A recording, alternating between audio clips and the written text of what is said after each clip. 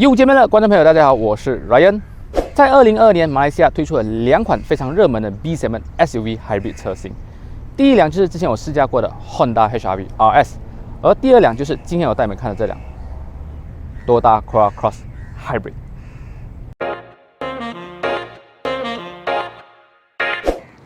观众朋友，在没有开始试驾这辆 Corolla Cross Hybrid 之前我们先来看看这辆车子到底和它的对手 HR-V RS 在外观、内饰还有配置上面有什么不一样。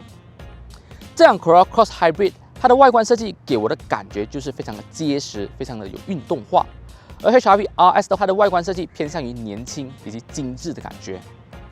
当然，不管是 HR-V RS 还是 Corolla Cross Hybrid， 它们都采用了 LED 的 fog lamp 还有头灯。当然不止这样这辆 Corolla Cross Hybrid 它的头灯里面还有蓝色的饰板作为点缀，让你一眼看见它就知道是一辆 B7 的 SUV Hybrid 车型。而两者之间在外观方面最大的区别就是这辆 Corolla Cross Hybrid 它配有360度的环景显示，所以可以看到它在水箱护罩这边是有 camera 的。再来就是我们还可以看到它前面是有 parking sensor 的。这两个配置就造成了它和 HR-V RS 在前脸外观的配置上面最大的区别。这辆 Toyota Corolla Cross 呢，它是采用了和 Toyota Corolla 同样的 TNGA-C 平台所打造出来的，所以不管是车身的长度、高度、宽度，甚至于轴距，都比起采用了 City Hatchback 打造出来的 HR-V 来得更加的大。在配备方面呢，这辆 Corolla Cross Hybrid 呢，它还有 Blind Spot Monitor。搭配上刚刚我们之前所说的360度的环景显示功能来讲的话，对比起 Honda HR-V 只有单独的 Lane Watch Camera 来讲，我个人觉得这辆 Corolla Cross Hybrid 在使用场景方面是比较多选择的。当然，这两辆车也搭配了18寸的铝圈，可是我个人是比较喜欢 HR-V RS 那个18寸的铝圈的设计啦，因为看起来比较年轻、比较有运动化，也比较简单的感觉。Toyota Corolla Cross Hybrid 呢，它是采用了 1.8 混合动力引擎。它最大马力是只有98匹，最大扭力是只有142牛米。对比起1.5混合动力引擎的 HR-V RS 来讲的话呢，这辆 Corolla Cross Hybrid 它的 Rotax 比较灰啦。而至于电动马达部分，这辆 Toyota Corolla Cross Hybrid 它电动马达最高只可以输出72匹的马力以及163牛米的峰值扭力。可是 Honda HR-V RS 它的电动马达却可以输出131匹的峰值马力以及253牛米的峰值扭力。所以对比起来讲的话，在动力方面是 Honda HR-V 来得更胜一筹的。而至于车尾的设计我个人觉得我会比较喜欢 Honda HR-V 那个车尾设计，因为那个车尾设计看起来真的是比较美，比较有辨识度。而 Corolla Cross 它的车尾设计看起来比较保守了一点。这两辆车都搭配了有电动尾门的功能，只不过在使用场景方面呢，Honda HR-V RS 是更胜一筹的，因为 Honda HR-V RS 它电动尾门呢是有离开自动关闭的功能，而 Corolla Cross 它是没有啦。可是 Corolla Cross 的电动尾门是全系标配 ，HR-V 的话得买到 RS 版本才会有电动尾门，所以这一点的话可能会造成买家对于这两辆车要买的时候一个比较大的考量点。这辆 Toyota Corolla Cross Hybrid 它的 Hybrid 电池是放在椅子下面，而 HR-V 的话呢，它是占用了尾箱空间。所以 Toyota Corolla Cross Hybrid 它比起 HR-V RS 还多了一样配置，那就是 Spare 打压啦。再来还有一个不一样的就是呢，这辆 Corolla Cross Hybrid 它的椅子放倒过后，它不会呈现平躺的状态，它还会有一个 gap。而 HR-V 的话呢，椅子放倒过后，它会呈现很平整的状态。所以这一点的话，可能造成了你要买这辆车在使用方面的一个考量点啦。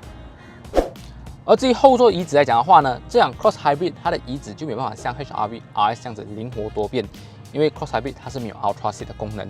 可是 Cross Hybrid 的椅背是可以调倾斜角度的，所以它的椅背倾斜角度的感觉是比起 HR-V 来得好的啦。加上它的头部空间也比较多 ，HR-V 的话呢，它的头部空间真的是很少，我没有记错，大概只有1个拳头的距离。再来就是这辆 Cross Hybrid 它中间的隆起高度是比较低的，所以如果对于要坐3个人的话呢，其实是 OK 的。HR-V 的话呢，它隆起高度是比较高，造成了它头部空间又小，很容易扣到这个车顶。OK， 而至于前座内饰来讲的话呢，我个人我比较喜欢 HRV RS 的前座内饰，虽然讲看起来简单，但是它有加入了一些金属的元素，让它看起来更加的 premium。反而 Corolla Cross Hybrid 它的仪表台的设计就看起来比较保守了一点。当然，这两辆车在前座内饰配置部分也是有2个很大的区别。首先，第一个就是 Cross Hybrid 它是采用了 Foot Parking Brake， 而 HRV RS 的话呢，它是采用了 Electronic Parking Brake。再来呀，Cross Hybrid 它是有电子防眩光的望后镜，而 HRV RS 的话呢，它是只有普通的望后镜。这2个配置的话，就是它们在前座内饰的配置最大的区别了咯。好，这辆 Toyota Corolla Cross Hybrid 它的外观、内饰配置和 HRV RS 的对比部分大概就到这边啦。现在就让我们去上路试驾吧 ，Let's go。好，现在我就要去上路试驾这辆 Corolla Cross Hybrid 啦。只不过在上路试驾之前我要测试看看一下这辆 Corolla Cross Hybrid 它的 body roll 到底会不会和 HRV RS 有什么不一样吗？因为现在是下雨天的关系，所以测试方面就没有办法像 HRV RS 当时有这么激烈啦。可以看到现在是前面是一片空旷的道路。好，开始走泥。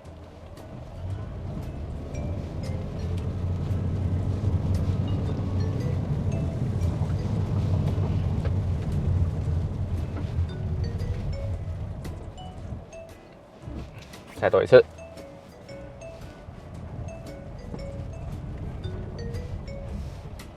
好，再来走泥。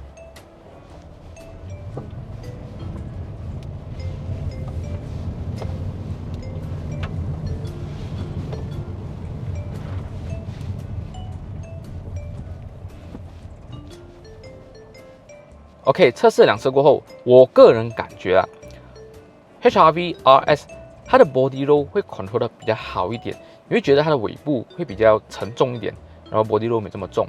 反而这个 Corolla Cross Hybrid 虽然讲它也是有电池组的关系，可以感觉到它尾部会比较多的晃动，所以对于 body roll control 这一点，我个人觉得这个在 HRV RS 是做的会比较好会比较达到我的要求。只不过这种东西是看个人的感觉啦。好，这个 body roll 的测试我就做完了，现在我们就去上路试驾吧。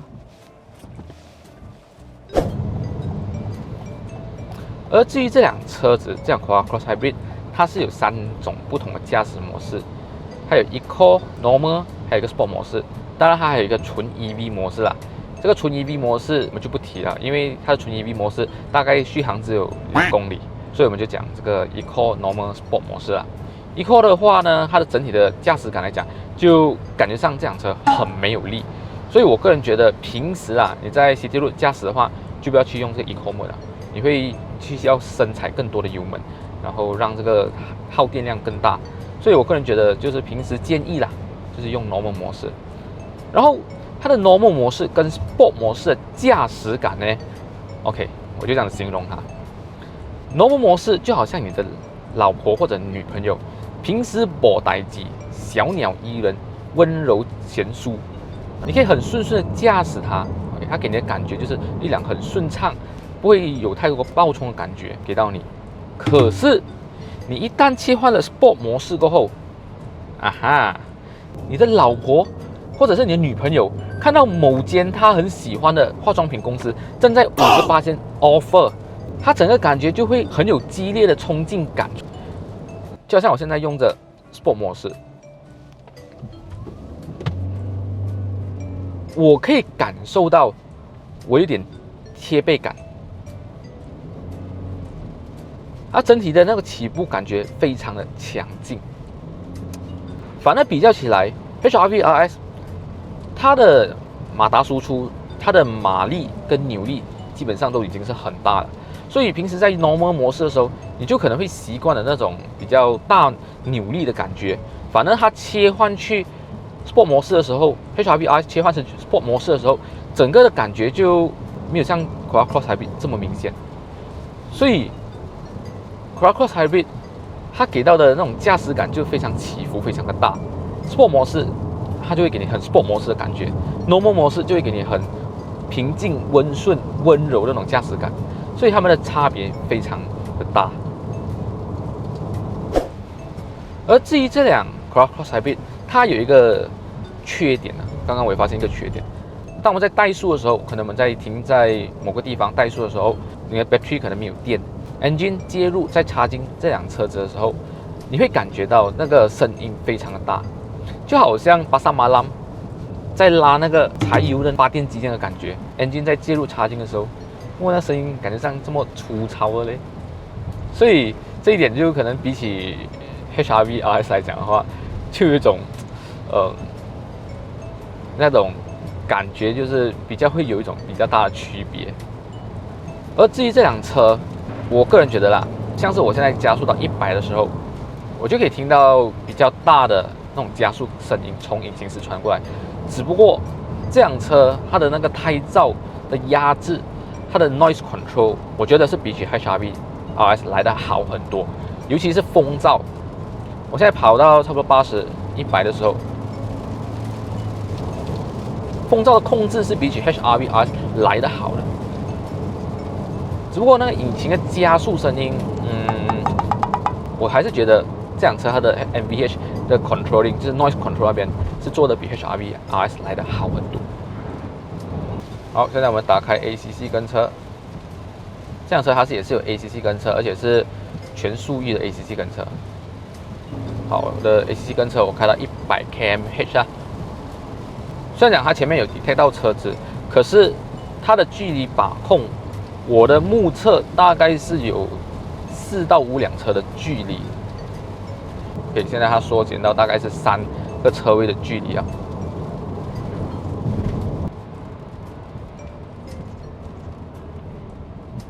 减速，刚好前面减速了。